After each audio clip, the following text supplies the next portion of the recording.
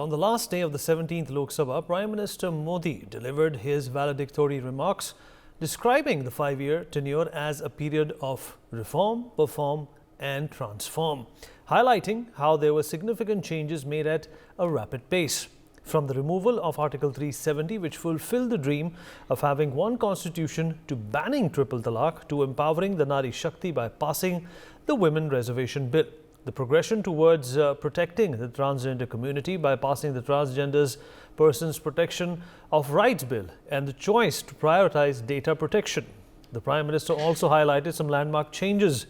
Viewers, the 17th Lok Sabha passed 222 laws, 202 bills were introduced and 11 were withdrawn by the government.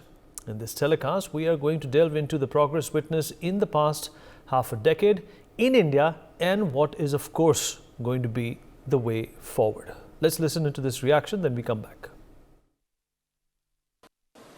Reform, perform and transform. ये बहुत rare होता है कि reform भी हो, perform भी हो और हम ट्रांसफॉर्म होता अपनी आंखों के सामने देख पाते हो। धारा 360 आर्टिकल 370 हटा करके संविधान के पूर्ण रूप को, इसके पूर्ण प्रकाश के साथ इसका प्रकटीकरण हुआ। और मैं मानता हूं जब संविधान के 75 वर्ष हुए हैं, जिन जिन महापुरुषों ने संविधान को बनाया है, उनकी आत्मा जहां भी होगी जरूर हमें आशीर्वाद देते होंगे। ये काम हमने पूरा किया। 3 तलाक से मुक्ति का बहुत महत्वपूर्ण और नारी शक्ति के सम्मान का काम 17वीं लोकसभा ने किया है। सभी माननीय सांसद, उनके विचार कुछ भी रहे हो, उनका निर्णय कुछ भी रहा हो, लेकिन कभी न कभी तो कहेंगे कि हाँ, इन बेटियों को न्याय देने का काम भी करने के समय हम वहां मौजूद हैं। हमने ट्रांसजेंडर को एक पहचान दी है। अब तक करीब 16-17 हजार ट्रांसजेंडर को उनका आइडेंटिटी कार्ड दिया गया है, ताकि उनके जीवन को, और मैंने देखा अब तो मुद्रा योजना से पैसे लेकर के छोटा मोटा वो बिजनेस करने लगी, वो कमाने लगी है। पद्मा अवार्ड हमने ट्रांसजेंडर को दिया है, एक सम्मान की जिंदगी जीने के। All right, so Dr. Satish Rath, doctor and entrepreneur with us on the program. Mr. Deshratan Nigam, political analyst, also joins us for this conversation. Siddharth Yadav, BJP spokesperson, is also with us on the show. Last but not the least, Mr. Vijay Hans, Congress spokesperson, joins us on this conversation as well. Mr. Hans, I'll begin with you. I hope you can hear me. Yes, sir, definitely. Well, obviously, I'm very sure that as the opposition, and it is your duty and your job also to pull up the government and, basically counter the government on the kind of vision that they have implemented for the country in the last 10 years. But according to you, what are some of, the silver linings that you as somebody from the opposition can see about what's happened in the last 5 years? Actually, I was just listening to the audio of Mr. Prime Minister Modi. He talked about Nari Nyay. We all know what is happening in this country since last 10 years. Recently, the women wrestlers we seen in Delhi, how they were manhandled on the roads of the New Delhi. Nari Nyay, Hathras Kand, you know it very well, Vineet. So actually, the reform, perform and transformation was done in the UPA government. Actually, do you remember the laws we made and they actually... Could you give some comparisons, Mr. Hans? Could you give some comparisons if you obviously... Yes, do you remember there was a right to education, right to Food Security Act, right to information and the right to job, that Manrega Act, which transformed the millions of people's lives, especially in Hindi belt states, especially from the SC, ST, OBC families. So these are the reforms, performance, and then the transformation in their lives. What the Prime Minister is saying in the Parliament in the last session is not that they have done nothing which changes the life of the general public in this country. Thank you. Okay, Mr. Nigam, would you like to counter that? Obviously, no specifics were mentioned here. The wrestlers were brought in. That is one episode that is perhaps one thing that happened which was unfortunate, but as a matter of fact, these are incidents which could have been common in the UPA era as well. Mr. Nigam. This is not only the one thing, sir. There are many things. All right. You remember the Hathras plant, allow me to. Okay, I gave you time, sir. You could have taken more time in highlighting what those comparisons were. But let's in fact listen to Mr. Nigam as well. See, let us start with some major impacts that have taken place in India, which comes with the women's rights given to them through Women Reservation Bill. It was in the Congress manifesto, but Congress kept on sitting over it for a huge amount of time. The banning of triple talaq that you have, inflation in the range of 4 to 5%, from the average about 8.7% in the Congress era, with the highest peak of 12.3% in 2012. These are the data, hard facts from the era of the Congress. And allow me to give some of the positive things. The exports that have risen. So would you also like to touch upon what Mr. Hans has said? No, I'm coming. See, we have a system. Nobody can deny that certain crimes have taken place in India. And those are under investigation and through a process of court. And the courts will punish. I cannot be sitting here as a judge, like a Congress spokesperson out here, and give a verdict on the same. Let the courts decide. The persons are before court. We had in the past also where the BJP MLAs and MPs were punished and are behind bars. So are many congressmen behind bars as of now. And that's a court process. If anybody does some crime, they have to be punished and it has to be taken to a logical conclusion. Nobody can defend that position. But the silver line, as you talked about, is phenomenal. Let us look at the inflation, as I pointed out, now 4 to 5% range. It was 8 to 12% range in the Congress era, if you compare 2009, 2014. Foreign direct investment from 10 billion in 2005 to 400 billion USD now. And India's share in export rising from services in 1.6% to 5%. Goods and export rising from 1.65% to 1.8%. Manufacturing output from 74 billion to 500 billion. Capex expenditure, huge amount of increase of more than 28%. And reduction in overall external debt, which is very dangerous, which was about 21% during the external borrowing during the Congress era. Now it is 4.5% from 2014 to 23. And Indian rupees, played at least, let me correct that, forest exchange reserves. How much today? 620 billion, with an abysmal low where they had only 6 months, money left to sustain the exports. That was in 2014. And I can continue giving data after data. I have the huge amount of data noted out here. And these are hard facts. Nobody can deny that. The renewable energy, from 25.7 gigawatt to 95.7 gigawatt. Electrical, railway routes electrification, 4,100 kilometer to 30,000 kilometer, and the national highways, 25,700 kilometer to 53,700 kilometers. GST collection today is 25 lakh crores. And the nominal GDP growth is 9.8%, which is going to 10 to 11%. These are reports by the Indian government as well as Morgan Stanley report that I'm talking about, which was given in May 2023, which is further improved. Digital transactions runs in billions. Direct benefit transfer is a reformation that has changed the life of the people. Mudra loans, as Prime Minister talked about. You're finding it very difficult to find, Mazdoors in Delhi or in big cities because they don't want to come back after the COVID, migration that took place, because people could, earn more than that what they were earning and living in a ghetto-like condition in cities. And believe me, capex expenditure that has taken place, the highways, let me give you the broadband subscription I had just noted down, which runs into from, few paltry millions to about 800 million today. And then there are datas after datas. These are hard datas, verified ground, total electrification, the Jal Nal scheme, taking it to the houses, the Pradhan Mantri Awas Yojana, toilets, anything you name it. These are hard datas. Nobody can deny it. Yes, political parties are in competition with each other.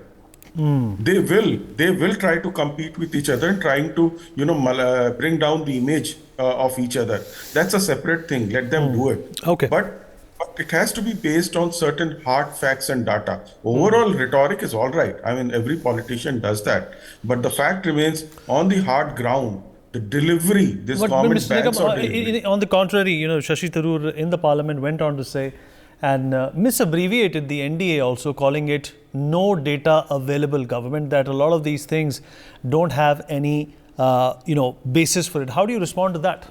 Well, I think then he should read Morgan Stanley's report of May 2023. He believes in Oxford, he believes in Cambridge. Then why he should be, reading it? And then people talk about food security. The 80 crore people getting foods, is that not a food security? What is that? I mean, the Right. direct benefit transfers to farmers, to people, running into billions and billions of US dollars. That doesn't seem to, Well, he also brought up per capita all the time. let me give you the data of a per capita income. Yeah, let me in fact come back to you quickly, sir. Let me rope in Dr. Satish Rath as well. Sorry. Just one second, Mr. Hans. Let me also rope in Dr. Satish Rath as well. His presence is extremely important here. Dr. Rath, you're an entrepreneur, you're also a doctor. We are in 2024 right now. The last few years, starting 2009 and, till the end of 2022, saw India and the world grapple with the pandemic, saw the world, in fact, decimated as a result of the suspension of a number of supply chains. In your opinion, what did this government do that has, actually resulted in this resilience and us bouncing back, in this very short span of time and again, attracting the attention of the world and being the fastest growing economy in the world? Thanks, Bennett, for having me on this. And this is a very important juncture of India's, let's say, plan from getting, into what our Prime Minister calls also the Viksit Bharat. So I actually keep the, performance over last 10 years into two categories, as Prime Minister says, reform, perform, and transform. So the most difficult parts, which has been done by, let's say, this government is the reform part, which is very difficult to take it from 0 to 10. Because there is a lot of friction, you are creating a new mindset. So I was really impressed as well as, very appreciative of the fact of Startup India, Digital India, Make in India, and the huge capex investment, what this government has done, as well as the fiscal discipline, what it has carried out. So this part they have performed, they have initiated, ministries as well as programs very successfully. That's why, India is the third most populous startup destination in the world, as well as I think, digital is really making, very good inroads, as well as Make in India also has got multiple stuff, in the crucial sectors like railways, like aviation, like, let's say, semiconductor is in the plan, as well as, the energy storage and the electricity, the sunrise sectors. What I would want to see, I think, if the continuity stays, which is actually is going to be good for the economy of this country, is now there is a stage to take this from 10 to 90. So if you will say that, they've done the hard work of making these programs up. So startup is a way of life for many of the, let's say, graduates as well as, people who are into the services sector now want to be entrepreneurs, which is a very good mindset, which has happened over the last 3 years. But now still, I think, maybe many things can be done. Like, one of the crucial data is also that, though India startup system is doing very good, but I think, over last Q4 of 2023, we saw actually dip in the early stage funding as well as the late stage funding. So some of the rules now need to be much more aggressive. Like we need to think like Europe, we need to think like Israel, we need to think like US, you need to think like China. That there has to be a lot of momentum here, a lot of quantity here, so that quality is going to come out as a filtered kind of a stuff. Same way, I think, also when government says, they need to reform and transform, I think many of the public institute now they're at 75 years, as India is getting 75 years, many of the IITs and the AIIMS and the, national laboratories, are actually also, aging into 70 years. Now they need to also perform. So maybe government also can put some guidelines like, they have transformed HAL, they have transformed ISRO, they have transformed DRDO. Same way, I think, they've transformed railways with Vande Bharat. The same way, I think the public research institution also need to now perform as per the international standards. Like we don't have a single university in the top 100 list now. This is the job of the IITs now to perform also. And the third part I will say is it is high time now India need to have a AI ministry. A small country like UAE also has the AI ministry. AI is very dependent on data, and we are the most populous country on this world. And AI's impact on GDP is very clearly visible now. So unless I think, this government, which is very aggressive as well as very futuristic as well as visionary, it has got an opportunity to start a very dedicated ministry as AI ministry, which is going to affect across the industry, from technology to healthcare to, let's say, transport to economics to everything. And it also can develop a very big skill base because employment is also a big, talking point of now. And most of the startups are also going to depend on AI to be sustainable as well as global leaders in the future coming time. So, these are the things I think, there are also some work for the government to do for the next time. But I think they've done the difficult part of creating these, initiatives. And now this is the time to reap the benefits out of this. Those are wonderful suggestions that you have given us. Siddharth Yadav of the BJP also joins us. But before I go to him, Mr. Hans wanted to make a point post what Mr. Nigam has said. Yes. Mr. Hans, go ahead. Yes, Deshatans talked about the 80 crore free ration about the Modi government. So I think he's agree now that it is on the basis of National Food Security Act of the UPA government. I hope so.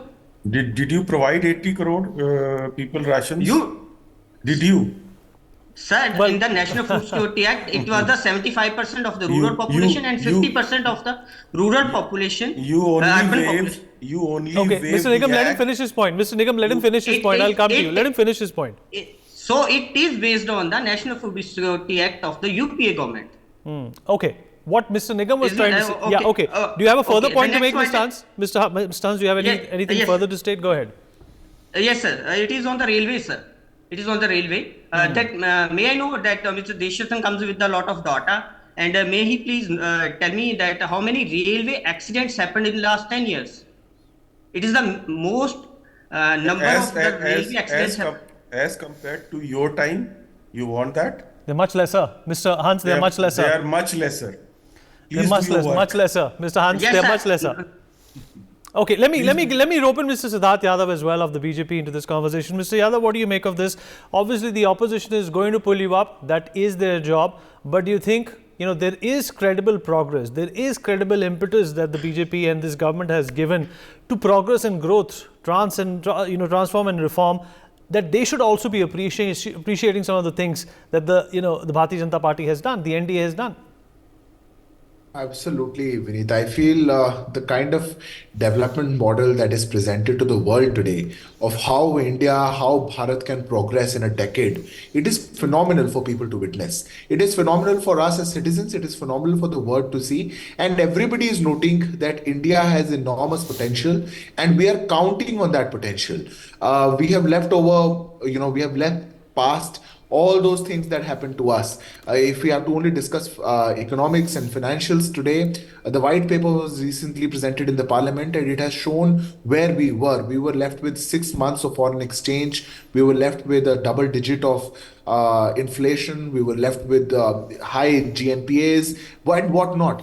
But we have transformed our economy in 10 years from a fragile 5 to a fantastic 5. And this fantastic 5 economy is the testament of how India can be a superpower in the times to come, how we can be the third largest economy, a 5 trillion economy, and how we can, as we are aspiring to be, a developed country by 2047. So it is not just what we have done in the past 10 years, it is also what we are projecting, how hopeful we are as a country, how the youth of this country has found potential in themselves. And that is why from 6 unicorns, we have come down to 107, more than 107 today. We have come down to, thousands and thousands of startups in every city in tier 1, tier 2, tier 3. That is because of the policies that have been brought in the past 10 years under the leadership of Prime Minister Narendra Modi. The ease of doing business and the confidence that people have today is enormous. And what the government is doing, I think, what we are seeing all around is phenomenal. Last year, we had 10 lakh crores of capex, capital expenditure that was being spent in this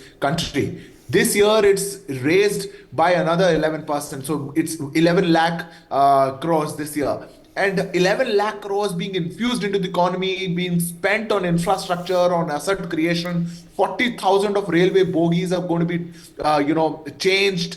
New corridors being set up, buildings and infrastructure being set up everywhere, all around the country. We have the highest ever. We have the tallest building. We have the highest bridge in this country. We have the longest bridge in this country. What do we don't have? And we could always have had this. But I think it's a golden period for India. On this period, we need to capitalize on this period all over, and all Bhartiyas, all Indians are all ready to capitalize on the potential and the opportunities that this government has given us. In the next term also, I think the tone that has been set and the path that we are on, there is no stopping for Bharat, and we're going to reach new heights. This is just the 10 years, and this shows us what we can do in 10 years to our country. The more good has to come beneath. Right. Mr. Hans, you want to respond to that, and then we'll go to Mr. Nigam. Obviously, the people of this country have voted this government into power, and there is a strong, very palpable indication, Mr. Hans, that the BJP is going to come back with a thumping majority, cross 300 seats in this year as well. All right, okay, you beg to differ. I would want to know your reasons and your logic, why you're being so pessimistic about their chances. Vineet, what my guests are saying about the big things about this phenomenal development by Modi government, but we don't see these things on the roads, on the common people's houses. Where are they? What is the unemployment rate right now? What are the COVID deaths?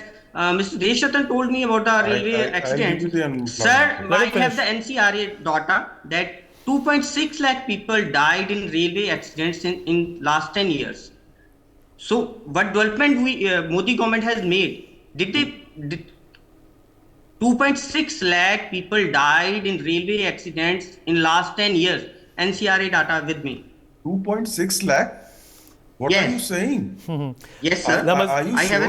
Are you sure? Yes, sir. Okay. 2.6 lakh people died in railway accidents in India in last 10 years. 2.6 lakh? What are you saying? From what? This is okay. Let him finish, Mr. Nigam. Let him finish. Maybe there's more. Maybe there's more. Cannot be true under any circumstances. Let him finish. Sir, there is the print article, and this is the NCRA data. I'm not talking about myself only. And the Nari Nyay, Mr. Satish was talking about, the Nari Nyay was the Nirbhaya accident. You know the Nirbhaya, that gang rape was happened in 2012. After that, in 2013, there was anti-rape laws. 4 of the 6 accused were held, get death sentence. That was the actual Nari Nyay. That was the reform, transform and performance of that UPA government. That was the justice. Triple Trak is not that justice. Justice is what you can control. The crimes against women. Crimes against women right now is the highest. Vineet, do you listen, please? I know. And Mr. Nigam, he's actually right. 2.6 lakh people did die in railway accidents in the past 10 years. And most of them did not die because of collisions. Either they fell off or they were crushed by trains. But the actual data by the NCRB is correct. Mr. Nigam, your turn to respond. So, I was under the impression he's talking about accidents. No. See, yes, those, and does he have the data of the previous years prior to 2014? No, he will not give that comparison because that is not in his favor. Now, see, I heard Mr. Satish very carefully. His presentation was very cogent. And I admire it because I have been on TV debates, I don't know since how many years. And today what we see, the overall impact on the people of this country that has taken place. The per capita income, according to Morgan Stanley, increased from $2,200 US dollars to $5,200 in financial year 2023. So let Mr. Shashi Tharoor's and Vijay Hans's must read that report. It's a neutral, independent report. It is not Government of India's data. Please read it. Sir, not only we read the reports, we read to the faces of our general public, our general people. Have you traveled on the highways? Have you traveled from here to Jaipur? Do you realize when you travel during UPA time, how much time it used to take and how much time does it take now? Is it safe right now to travel? Safe. I have traveled. What is the fees of that railway fare at the time of the UPA government, and what is the fare right now during the NDA government? Do you realize what is the per capita income But of the Mr. general Hans, wouldn't you compute inflation into those rates? Sir, When are you compared able, to inflation, when you is the compute 140 inflation kg into it, it is much lower than the government, the UPA era. Please understand that. inflation is for all the 140 crore people, sir. Yes, They 12.3, 12.3 is was what's 12.3%. Hold on. 12.3% inflation was also for the entire population of this country. It was not only for the BJP or the Congress. Please understand that. Mr. Hans, what about the corruption that existed in the UPA era? Scams. That is Corruption. that is an image that you have not been able to shed. How would you respond to that?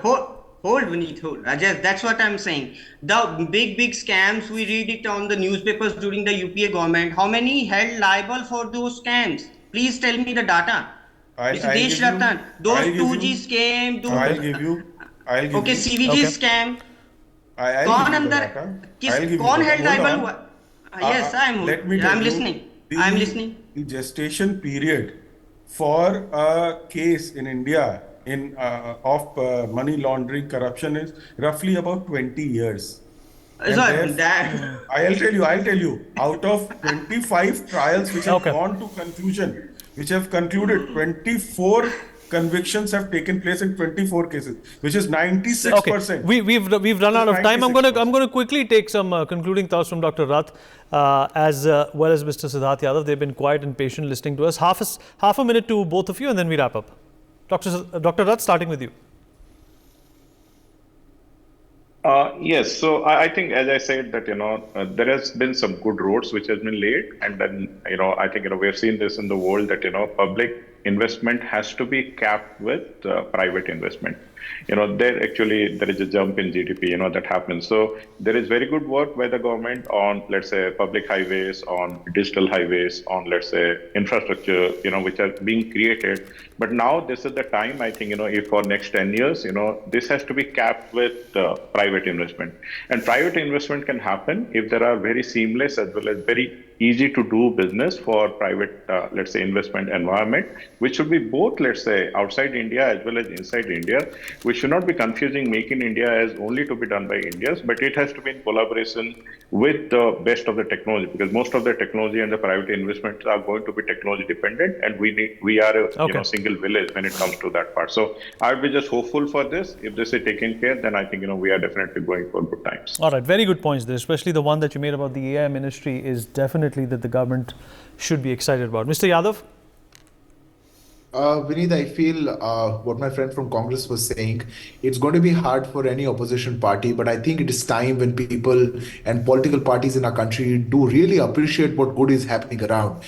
We do understand that ideologies and compulsions due to the political spectrum, they limit us to actually acknowledge and appreciate what good is happening to our country. But if we say that we don't see anything, we don't see homes, how would you see homes? Finally, after all, there were no homes in your era. If 4 crore new homes are given to the poor people in this country, it's for the first time under the NDA government. If 11 crore cylinders are given to families, if finally water is coming out of taps, if 25 crore people are coming out of poverty, it is for the very first time in this government. If this all is happening, you are most invited to criticize what you want to on policies, but I think the productivity of this government, and especially the zero tolerance policy on corruption of this government, has made a lot of things happen. If you want to question that, you go, you very well can, but the people of this country voted you out because of your deeds and of the corruption that you did, and that is what I think in the democracy most important. And that could be, in fact, the biggest testament